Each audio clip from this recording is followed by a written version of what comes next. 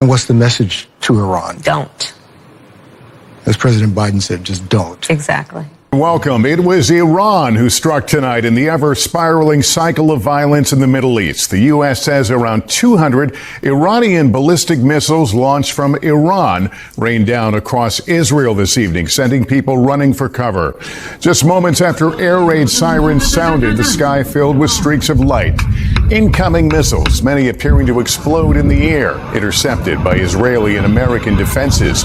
Iran launching waves of missiles toward Israel in retaliation for its recent killing of the leader of Hezbollah, an Iranian-backed militia group. Remarkably, Israel says there were no deaths and few injuries as a result of the missile strikes this evening.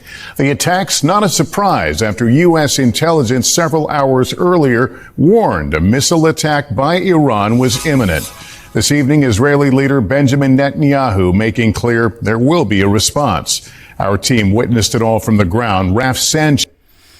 Yeah, Netanyahu is promising a response, and the United States needs to take the lead right now. They need to go over to Israel and let Netanyahu know, we are going to let you know how we're going to proceed, because you are not going to end the world with your next decision, because you know the military might that we have, and we are not going to back you up on starting the destruction of the world, because that's what that would be.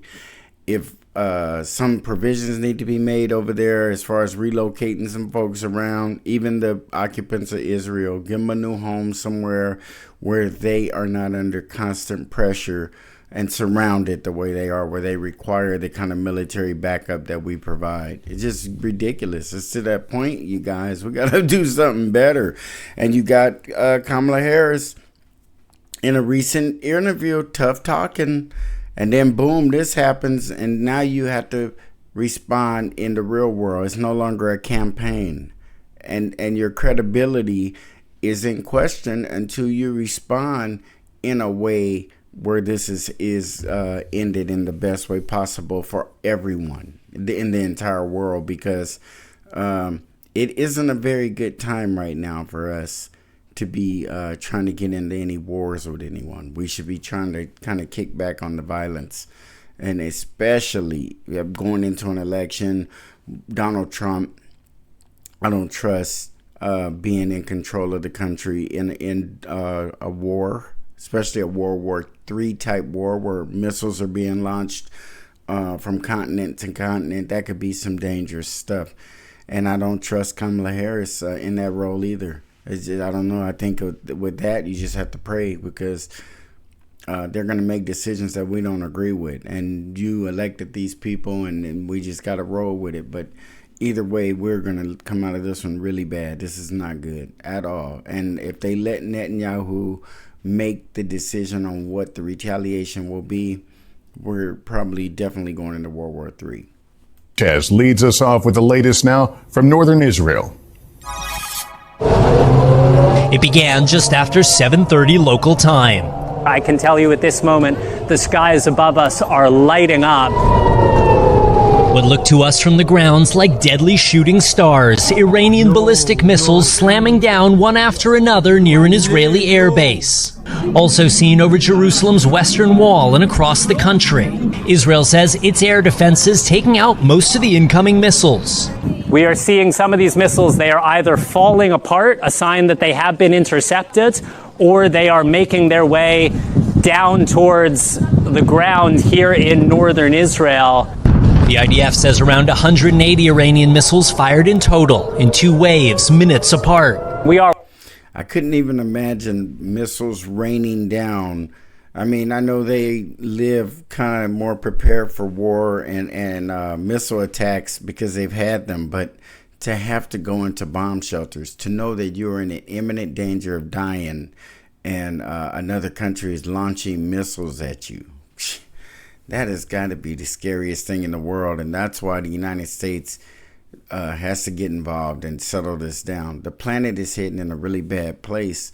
And if we are the military leader, if we're the world leader, then we need to lead right now and decide a different way forward, and turn the page on that and don't go back on what we've been doing. What we've been doing in this world isn't working. If we still having these kind of outbreaks and we got a little brother Israel, I grew up with a little brother, so I know what it's like. But sometime I had to get him in the house and check him and let him know, look, you knock this shit off. If you go over here and start a fire, you're going to have to put it out.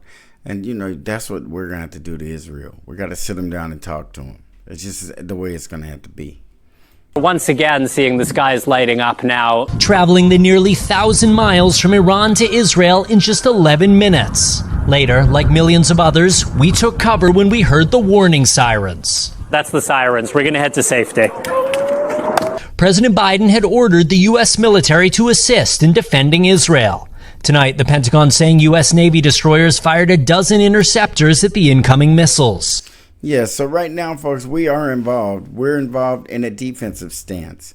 So no attack or no offensive movement has happened on the part of the United States. We're only there to help defend the missiles that are being rained down on Israel as far as trying to pick them off or block them. That's been the extent of it. But like I say, right now, they're assessing damage. That's going to all play into and it might just be monetary and building damage. It might be deaths. It might be injuries. But whatever it is, it's going to determine the response. And that's where the United States and Joe Biden need to be assertive.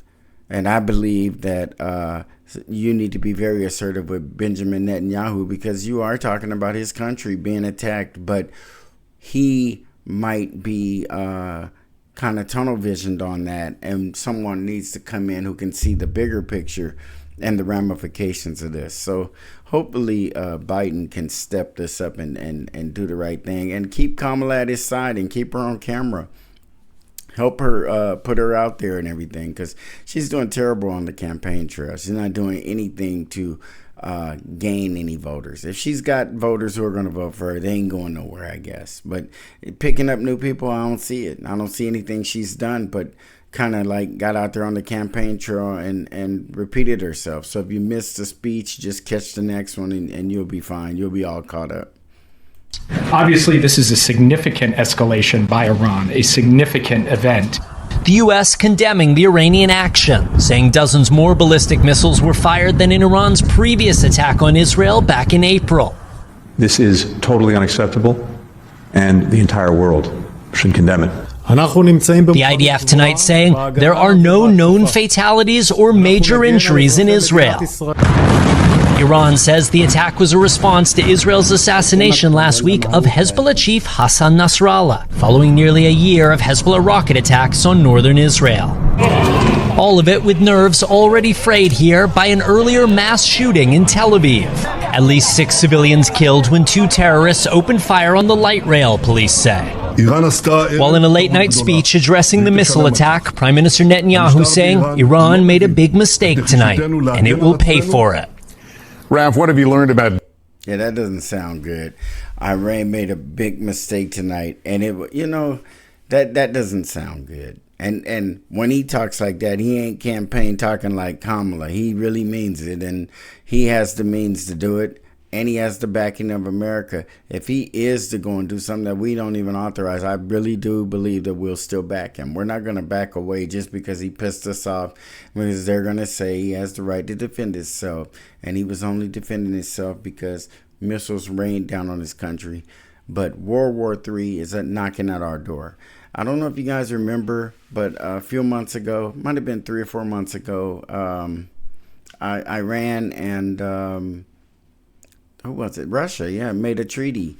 And Putin basically said in that treaty, if Iran is attacked, Russia would get involved up to including whatever it took to, ward off the attack. And that was in the news about 3 or 4 months ago, I believe it was. And anyone who's been paying attention should know that would embolden Iran a little bit. Why they're beginning to act kind of like Israel. They got some serious backing, and that's why we don't go in guns a blazing, because we're aware of this kind of stuff. and we could draw Russia in. We got Russia over here at the Ukraine war. We got Russia now over here in the Middle East, back in Iran. It's heating up, and it's heating up fast because missiles have been launched with the intent of doing damage. And when you attack someone's country like that, the response is not going to be good. And I understand Netanyahu's position, but our position has to supersede his on this front. And this is going to tell us a lot about the current administration. You got to slap his hand and say, hold on, Netanyahu, we're not going to do this. Because this can get really out of hand just because of something that we have the ability to stop. And if we do, we need to. And I hope you guys are keeping up with this. This is a potential World War III kind of a thing. We would pray to God that missiles aren't launched at the United States mainland. And hopefully we have the means to intercept them or stop them. But it's definitely a potential, because when you are in too many proxy wars and all you're doing is supplying help and defense and services, well, eventually people want to get you, either you get in or get out. You got to make up your mind, and you're not going to be able to proxy your way through everything, especially when it gets on the world stage and World War III type stuff. That looks like we're on the potential, or on to happen, in the potential for that to happen. So anyway, folks, hang in there, pay attention to the news. And especially this presidential election, the principle on both tickets is still thumbs down for me. I could not see myself in good conscience voting for Kamala or Donald Trump. It just ain't happening, folks. And let's just hang in there for this war. I'll see if I can get some information or some new news, and we'll do some commentary and catch up in the next video. Like, comment, share, and subscribe, and I'll see you on the next one. Bye-bye.